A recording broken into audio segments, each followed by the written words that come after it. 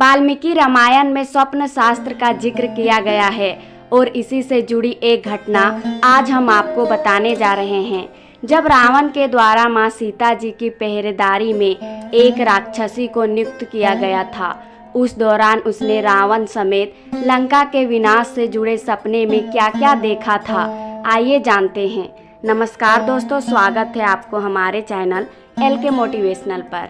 रामायण के ऐसे कई अनसुने प्रसंग हैं जो बहुत कम ही लोग जानते हैं। आज हम आपको ऐसे ही एक प्रसंग के बारे में बताने जा रहे हैं। दरअसल मां सीता के हरण के बाद वह लंका की अशोक वाटिका में दिन रात अपने रघुनाथ श्री राम के वियोग में दुख संताप में एक एक पल काटती थी। रावण की लंका में अशोक वाटिका में उनकी पहरेदारी में रावण ने एक त्रिजटा नाम की राक्षसी को तैनात किया हुआ था, जो थी तो एक राक्षसी, परंतु उसमें विवेक के साथ ही साथ मानव गुण भी थे।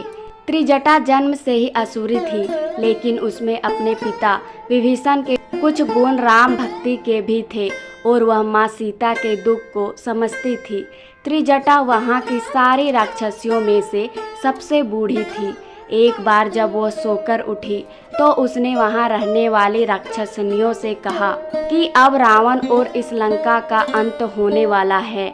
मैंने सपने में ऐसा देखा है, कहीं न कहीं यह स्वप्न शास्त्र की ओर भी इशारा करता है। आइए जानते हैं त्रिजटा ने अपने सपने के बारे में क्या बताया।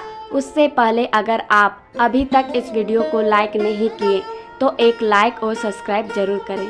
त्रिजटा विभीषण की पुत्री थी, जो मां सीता की पहरेदारी में रावण द्वारा नियुक्त की गई थी। वह नींद में एक सपना देखती है, जिसे वह अन्य निशाचरियों को बताती है कि मैंने एक बड़ा भयानक सपना देखा है, जो राक्षसों का विनाश और श्री राम के जीत की सूचना देने वाला है। त्रिजटा ने बताया कि उसने एक दिव्य पुष्पक विमान से श्री राम, माँ जानकी और लक्ष्मण जी के उत्तर दिशा की ओर जाते हुए देखा है। फिर त्रिजटा कहती है कि मैंने रावण को भी सपने में देखा। वह मुड़ मुड़ाए हुए, तेल से नहाया हुआ, करवीर के फूलों की माला पहना हुआ और वह पुष्पक विमान से जमीन पर गिरा पड़ा हुआ था। फिर मैंने उसे गधे पर सवार होते दक्षिण दिशा की ओर जाते हुए देखा। इसी के साथ मैंने कुंभकर्ण को भी इसी हालत में देखा। लेकिन विभीषण एक ऐसे हैं जिनको मैंने शुभ अवस्था में साफ वस्त्र पहने हुए देखा। मैंने लंका को समुद्र में डूबे देखा और इसके प्रवेश द्वार टूटे हुए थे।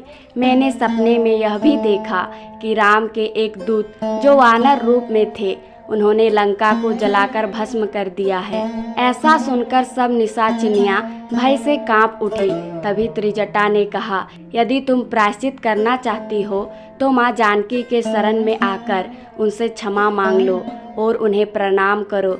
वह तुम्हें माफ़ कर देंगी और घोर कष्ट से मुक्त कराएंगी।